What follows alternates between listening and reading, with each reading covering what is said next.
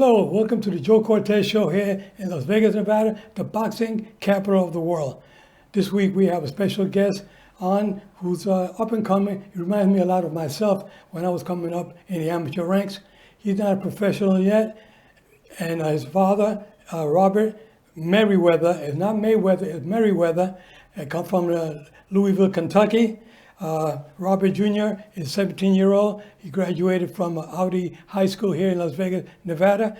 And he's looking to go pro in the very near future. He has a record of 110, 100 fights, 10 losses, and 90 wins. So that's not bad for an amateur fighter. And that's what I like to see in the pros. I want to see these fighters when they come into the ranks, that they know the basics. They know what it is to get in the ring. They're not going there not knowing what's going to happen. They already have the feeling, they got their feel around the ring. They know a good defense, which is so important because we don't want anybody to take unnecessary punishment in boxing.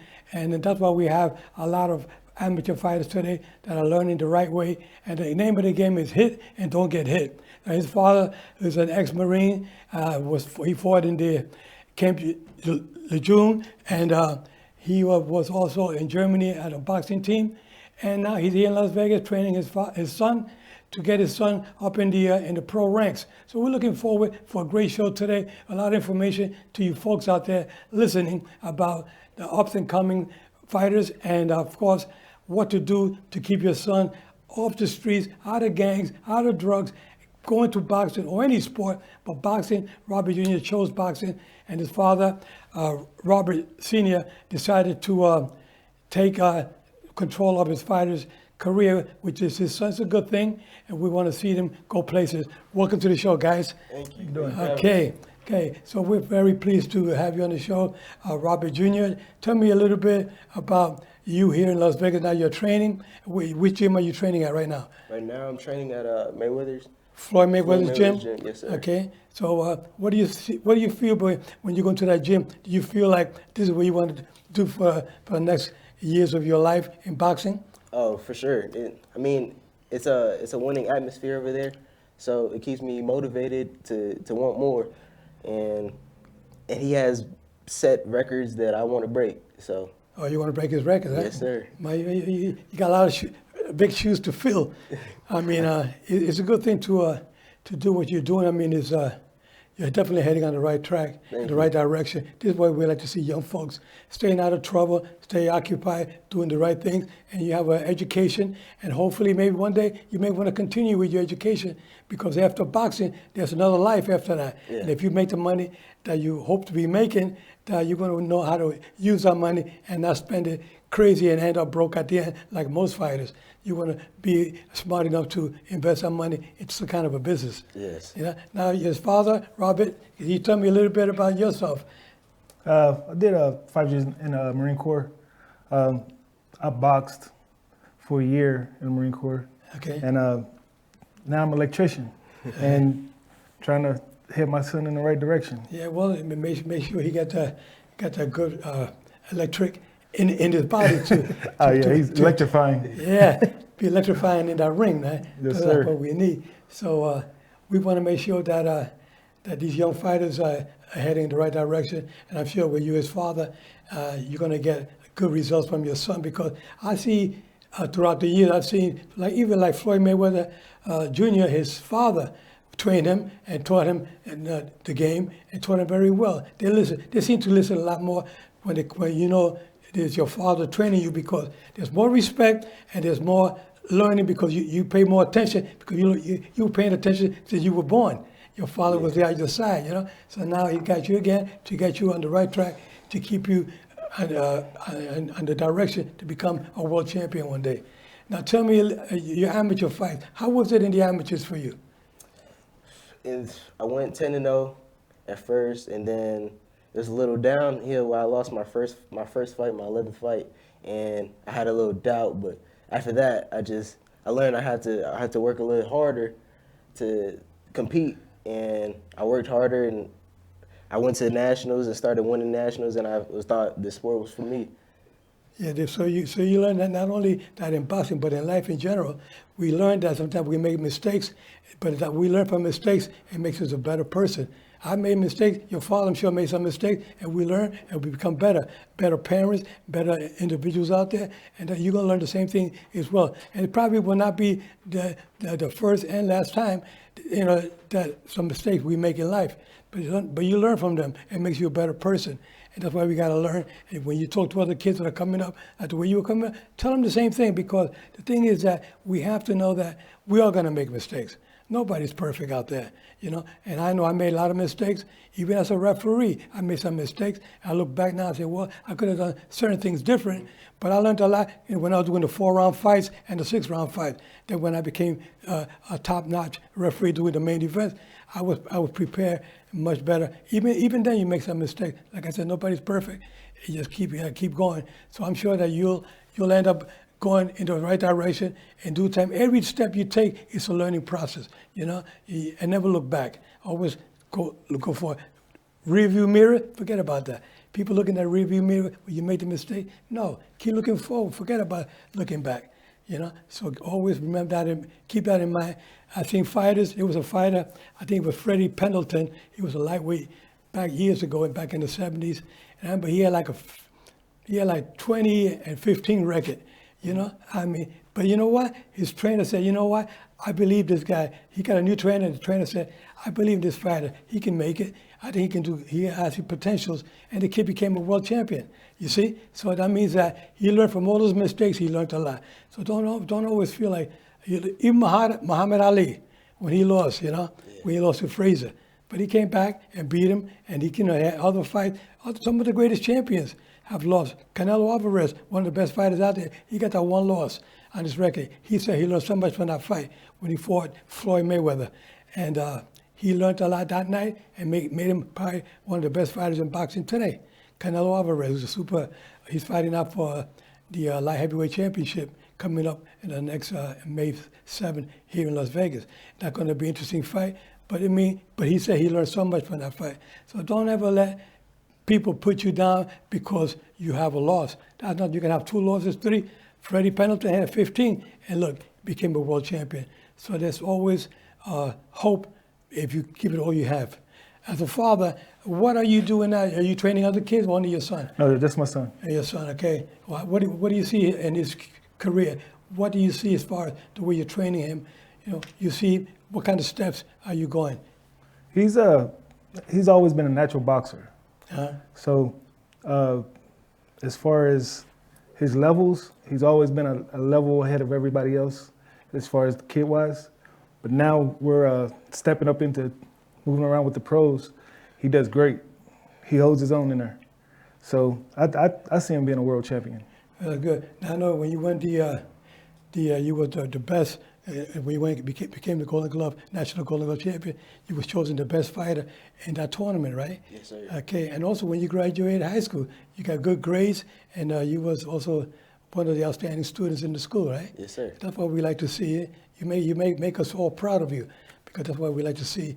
Young men, moving in the right direction. I mean, your dad, your mom did a good job bringing you up. We like to see that. I have a grandson named Bryce Hampton, who's a football player. And he's with Purdue University, and he's be playing his first game September 3rd in Indiana.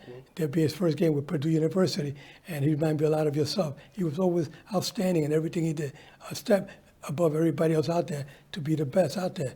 You always got to give it all you got. Yeah. Yes, sir. Mr. Tell me, Mr. Merriweather, your future in boxing with your son, where do you see on the horizon?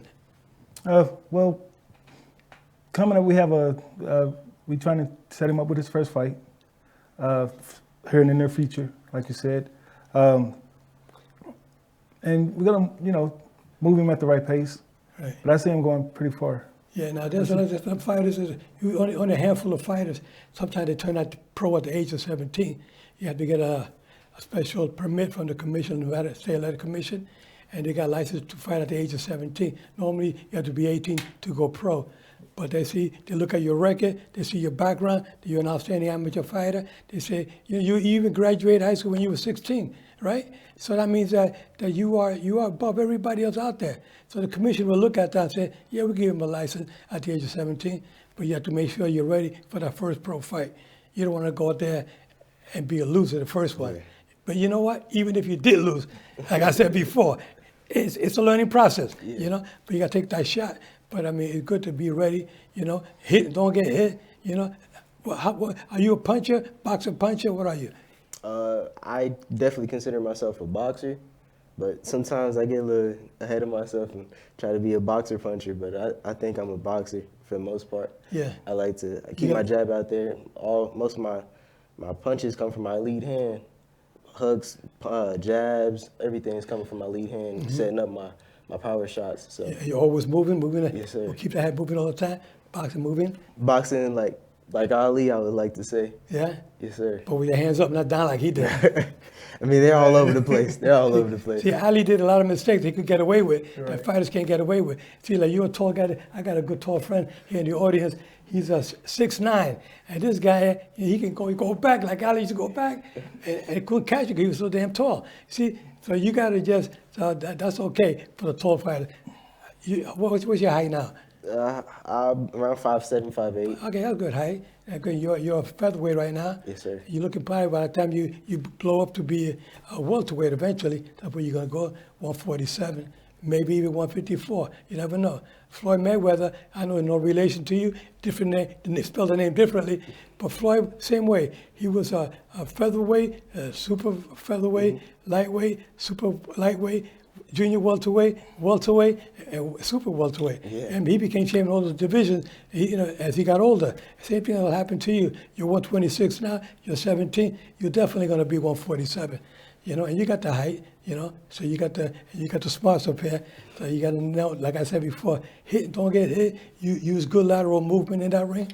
Keep yourself moving. The jab is the hand that opens every door for you. Pop, pop, pop, pop. Keep the head moving and always popping, right? My trainer used to tell me, Joe, I want you in your sleep. I want that jab going in your sleep.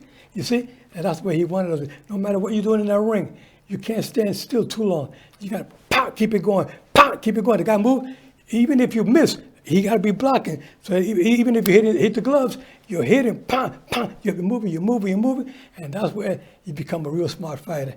And the guy said, man, look, he wandered around because the guy could hardly throw any punches because you had the jab in his face all night long. And he was just trying to block him. You didn't give him enough chance to get off on you. So that's the name of the game. That's what he tells me every day. Yeah. Every day. Okay, Mr. Mayweather, tell me, what else do you see in boxing for your son? Well, he knows the sport. He knows the sport. He studies the sport. So the sky's the limit for him. Okay, he learns quick. It's things he pick up on as far as the way some people, their styles and stuff like that. So the sky's the limit for him. Now, you was in the Marines yourself. When you were in the Marines, what did you learn in the Marines besides learning how to use a rifle? Discipline. And what happened with discipline? Self-esteem kicked in? Confidence level kicks in? Yes. Right? All of that kicks in growing up, right? Yes. And now you learned that also. And then you was also a coach on the boxing team? I actually fought. You actually fought? Yes, sir. Okay, so you fought. Yeah. Okay, that's good. I met a gentleman yesterday who was a coach in the Army. And I said, well, I was in the Army. When I was a coach in the Army too. I couldn't fight pro because I couldn't fight amateur because I already fight pro. But I tell you, I learned a lot of discipline. When you become a fighter, you get that discipline, the confidence about yourself, how to handle yourself, not only in the ring, but outside the ring as well. Yes, you see, and that's why sometimes I say you become a champion, not necessarily a champion in the ring, but you become a champion in life. Once you learn how to handle yourself, to be you can handle situations where you kind of feel like you're trapped into a corner. What do you do next? You got the confidence, I can get out of here because I did it in boxing. So boxing gives you that feeling of, hey, I can get it. This is no big deal. It's a little, I got dropped, but I get up. Like you keep going forward. And that's where discipline and confidence kicks in. Self-esteem, you make you feel good about yourself. You know, you feel good. You know, when you get that W on your record, you say, man, I feel good. So that makes you feel like somebody special.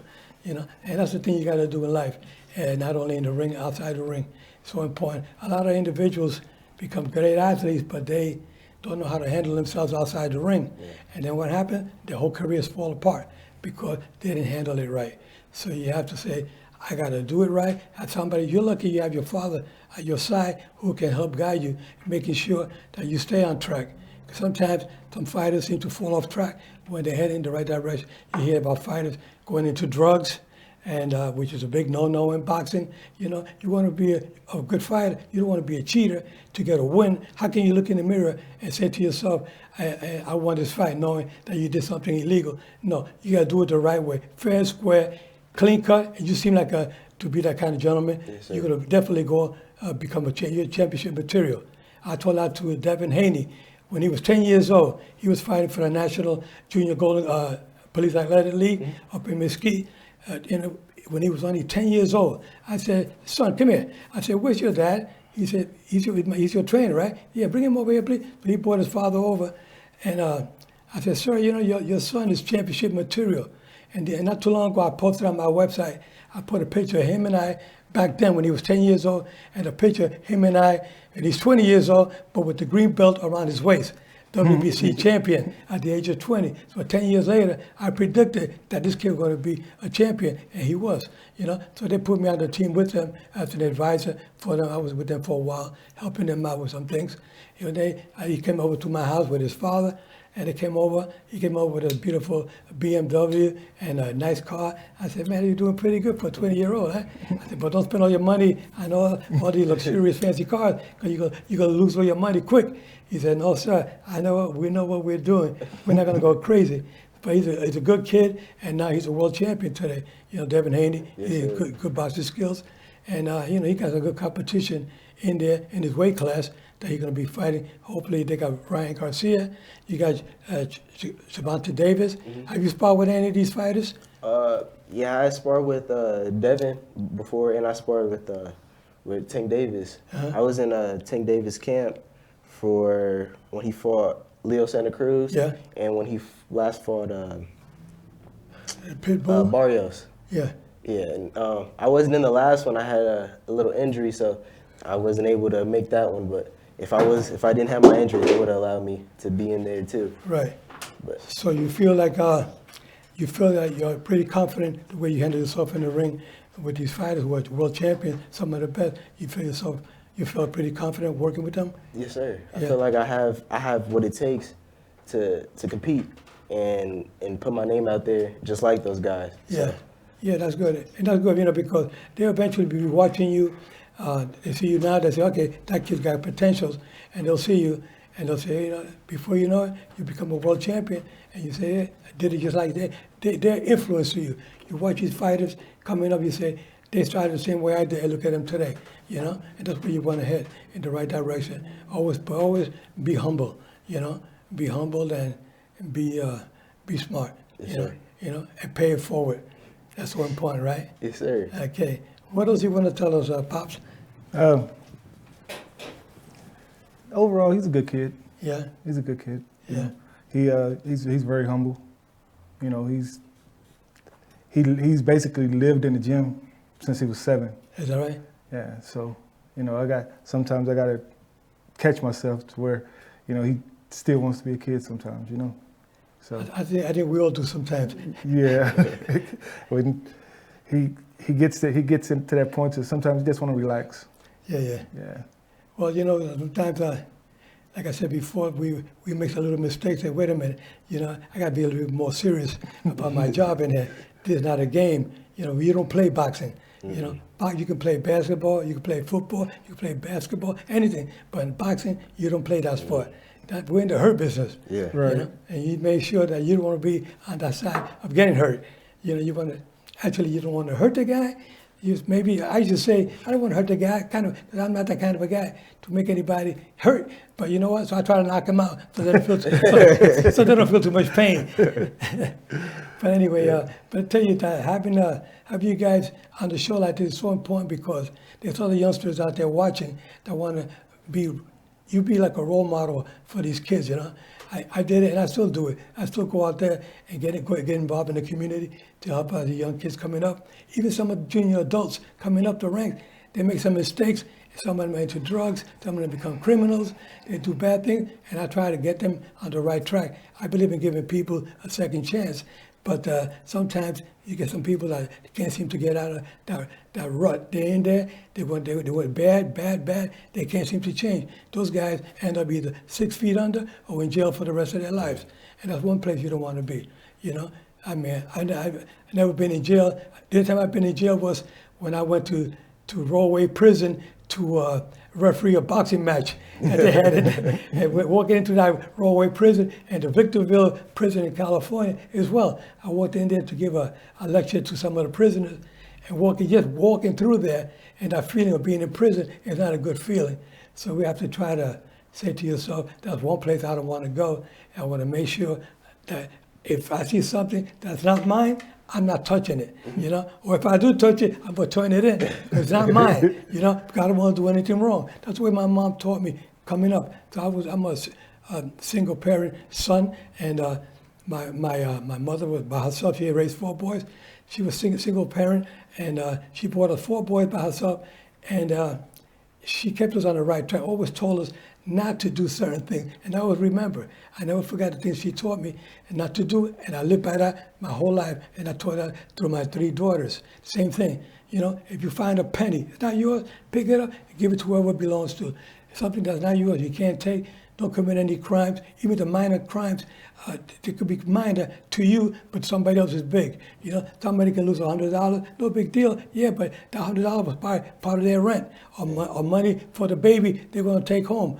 Take some food. Now they can't get the food for the baby who's starving. So that money, turn it in, and you know, the right owner will come say, did anybody find my money? Yeah, somebody turned it in. See, so you did a good thing. And that's what I like to see. People do the right things in life because that's the only way you're going to make it.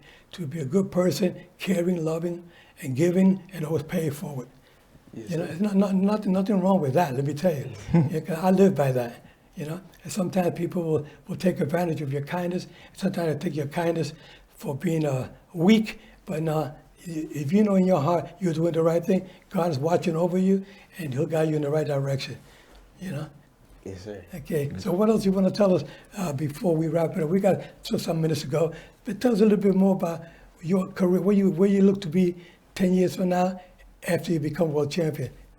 10 years from now. That's a tough question, yeah, after you become champion. Yeah, I think by then I'll probably be 135, 140, multi-time champion, multi-division champion, and also might have my bachelor's degree too.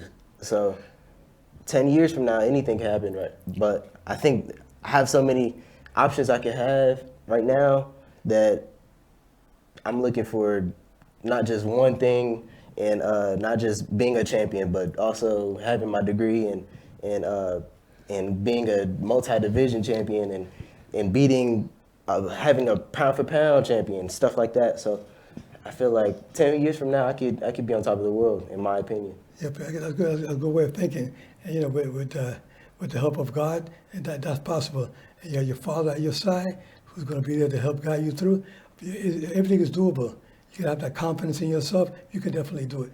You know, when I told Devin Haney, you remember Devin Haney, 'cause I had him on the show one day talking about him coming up the rank. He was already pro. He wasn't not a world champion yet, but he was very close to becoming champion. When I put him on my show to talk about like we're doing right now with you, you know, and I can see you heading in the same direction, you know. Thank so you. yes, you give it all you got and don't give up, because some people they give up. Some fighters give up a little too soon, and they're right almost at the door is open, and you can almost walk right in, and they don't walk in because something went wrong. Mm-hmm. Don't let nothing bother you. Something goes wrong, you always got Pops to talk to you, or you will pick up your phone and call me. Say, Mr. Cortez, I want to talk to you about something I can't talk to my Pops about. I know I'm a little nervous with my Pop, but can I talk to you? I'll gladly talk to you anytime to help you, you know, put you in the right track. Because my thing is helping people like yourself out there to get you on the right track. But Pops, I'm sure, will guide you in the right direction. I'm sure he's there for you all the time.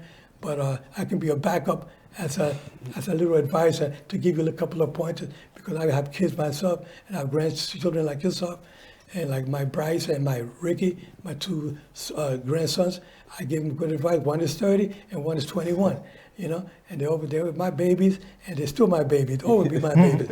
You know, I like to always talk to them and keep them focused and keep them going to be a world champions in whatever they do, whether it's in the professional ranks, in the private life, or just champion in life. Like I said before, you know, you can do it all. Yes, sir. Pops, anything else you want to say before we wrap it up? I appreciate you having us. Well, I tell you, it's an honor to have you both on the show. I know it's a last minute invitation, but this is what I like about doing shows like this. Yeah. I get surprised to meet somebody like yourself and your son, and I can say to myself, well, I hear that young man in my studio talking about his life, his future years coming up the rank. And you know, when we look at this couple of years down the line, you'll be a world champion, and you remember this day Yes, that we sir. were here talking about your future, your goals in life, where you're going. You know, now you went to high school here. You went to Odyssey High School Yes, sir. here in Las Vegas. You graduated at the age of 16. And what do you plan to do? You say you want to get a bachelor's degree. What do you plan to study?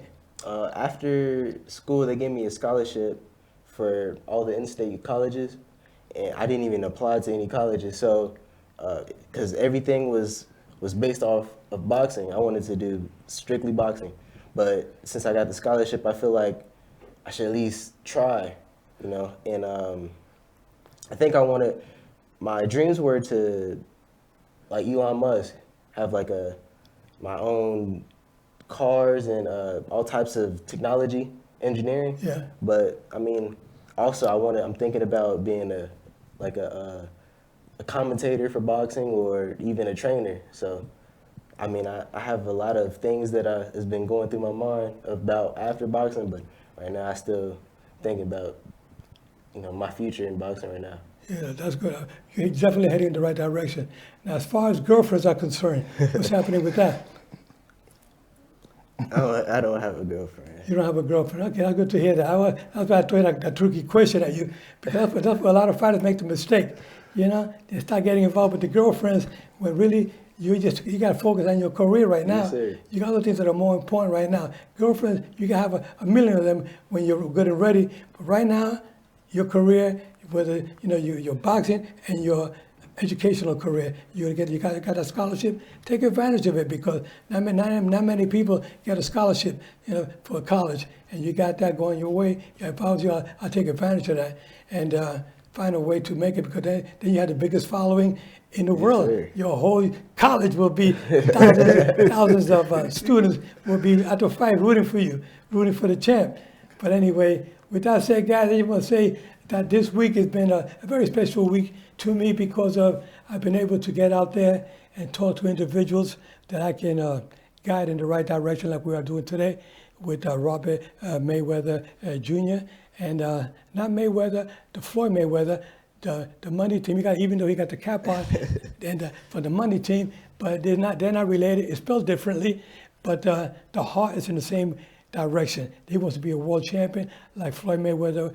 He trains at the Floyd Mayweather gym, which is good. And one thing that's so important is that you keep focused and you keep doing what you're supposed to be doing in life to keep yourself going. You know, I want to offer my condolences for those who are going through a difficult time in Europe now with all the killings that are going on with Russia and the Ukraine. The Ukrainians, I offer my condolences to your lost loved ones.